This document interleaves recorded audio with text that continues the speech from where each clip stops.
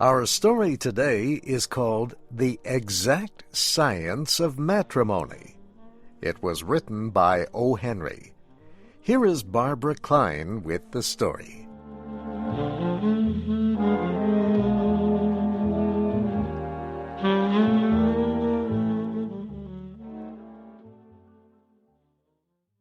Jeff Peters and Andy Tucker could never be trusted.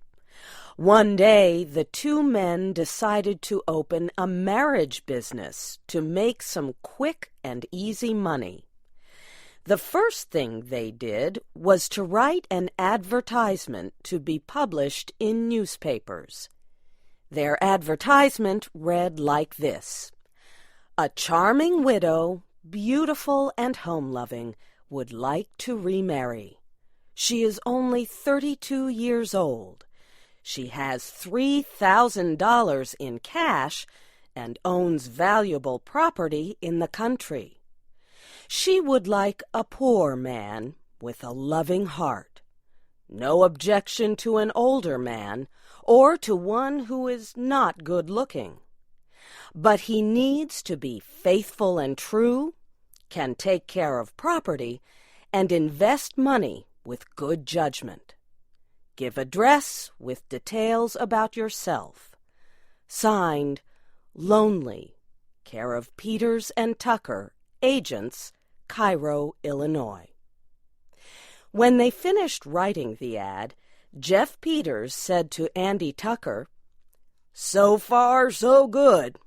And now, where is the lady?" Andy gave Jeff an unhappy look. "What does a marriage advertisement have to do with a lady?" he asked. "Now listen," Jeff answered. "You know my rule, Andy. In all illegal activities, we must obey the law in every detail. Something offered for sale must exist. It must be seen.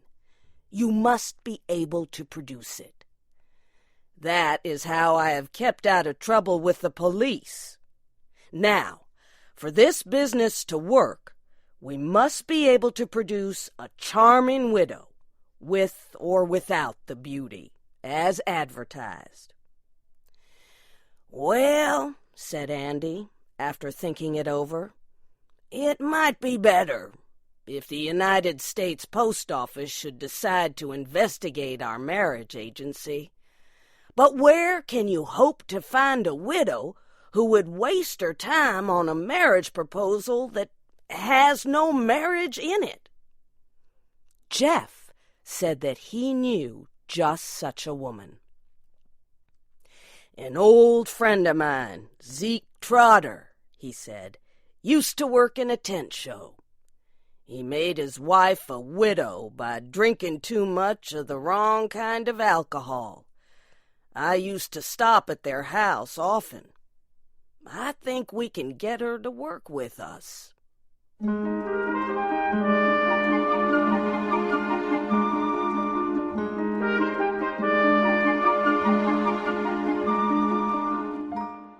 Mrs. Zeke Trotter lived in a small town not far away. Jeff Peters went out to see her. She was not beautiful and not so young, but she seemed all right to Jeff. "Is this an honest deal you're putting on, Mr. Peters?" she asked when he told her what he wanted. "Mrs. Trotter," said Jeff, 3,000 men will seek to marry you to get your money and property. What are they prepared to give in exchange? Nothing.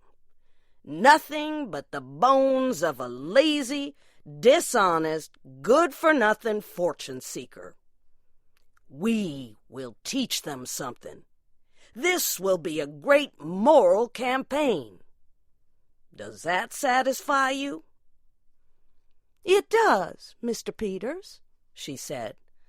"But what will my duties be? Do I have to personally reject these 3,000 good-for-nothings you speak of? Or can I throw them out in bunches?" Jeff explained that her job would be easy. She would live in a quiet hotel and have no work to do. He and Andy would take care of all letters and the business end of the plot. But he warned her that some of the men might come to see her in person. Then she would have to meet them face to face and reject them. She would be paid $25 a week and hotel costs. "Give me 5 minutes to get ready," Mrs. Trotter said. "Then you can start paying me." So Jeff took her to the city and put her in a hotel far enough from Jeff and Andy's place to cause no suspicion. Jeff Peters and Andy Tucker were now ready to catch a few fish on the hook. They placed their advertisement in newspapers across the country. They put $2,000 in a bank in Mrs. Trotter's name. They gave her the bank book to show if anyone questioned the honesty of their marriage agency. They were sure that Mrs. Trotter could be trusted and that it was safe to leave the money in her name.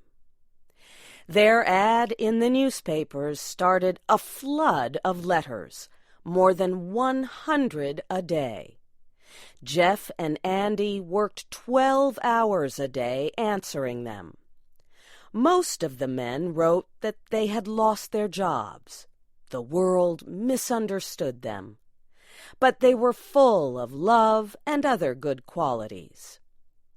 Jeff and Andy answered every letter with high praise for the writer. They asked the men to send a photograph and more details. And they told them to include $2 to cover the cost of giving the second letter to the charming widow. Almost all the men sent in the $2 requested.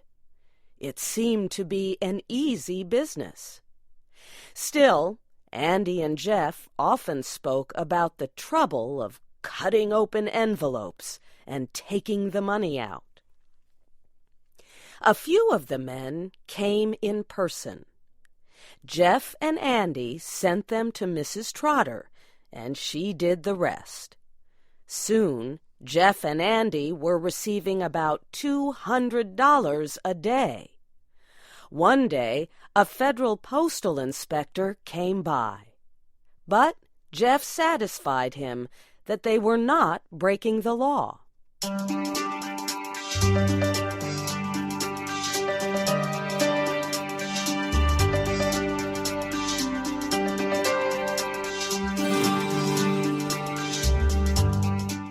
After about 3 months, Jeff and Andy had collected more than $5,000, and they decided it was time to stop.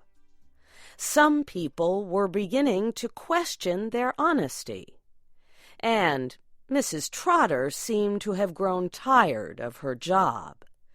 Too many men had come to see her, and she did not like that. Jeff went to Mrs. Trotter's hotel to pay her what she was owed and to say goodbye. He also wanted her to repay the $2,000 that was put into her bank account. When Jeff walked into the room, she was crying, like a child who did not want to go to school. Now, he said, "what's it all about? Somebody hurt you? Are you getting homesick?" "No, Mr. Peters," she said. "I'll tell you. You were always a good friend of my husband, Zeke. Mr. Peters, I am in love. I just love a man so hard I can't bear not to get him. He's just the kind I've always had in mind." "Then take him," said Jeff. "Does he feel the same way about you?" "He does," Mrs. Trotter answered. But there's a problem. He is one of the men who've been coming to see me in answer to your advertisement, and he will not marry me unless I give him the $2,000. His name is William Wilkinson." Jeff felt sorry for her. He said he would be glad to let her give the $2,000 to Mr. Wilkinson so that she could be happy. But he said he had to talk to his partner about it. Jeff returned to his hotel and discussed it with Andy. "I was expecting something like this," Andy said. "You can't trust a woman to stick with you in any plan that involves her emotions." Jeff said it was a sad thing to think that they were the cause of the breaking of a woman's heart.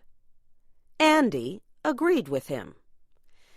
"I'll tell you what I'm willing to do," said Andy.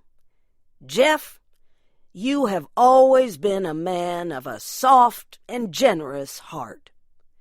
Perhaps I've been too hard and worldly and suspicious.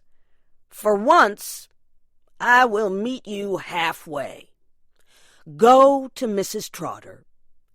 Tell her to take the $2,000 out of the bank and give it to this Wilkinson fellow, and be happy."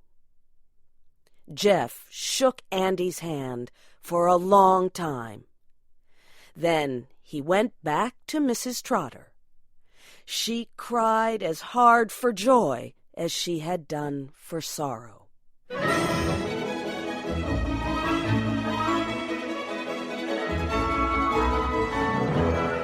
2 days later, Jeff and Andy prepared to leave town.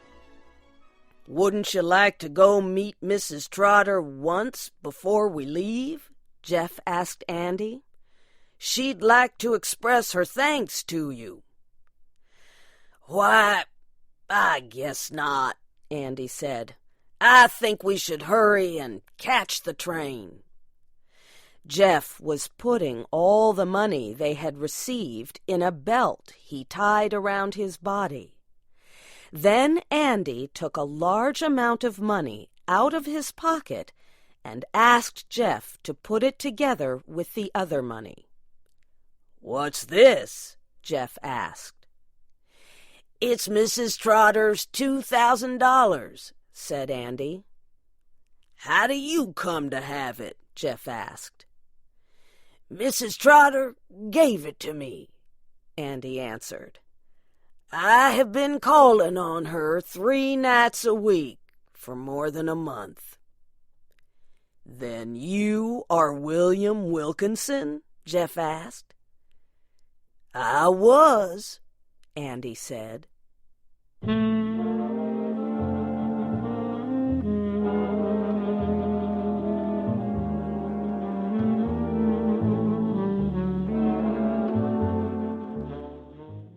The Exact Science of Matrimony was written by O. Henry.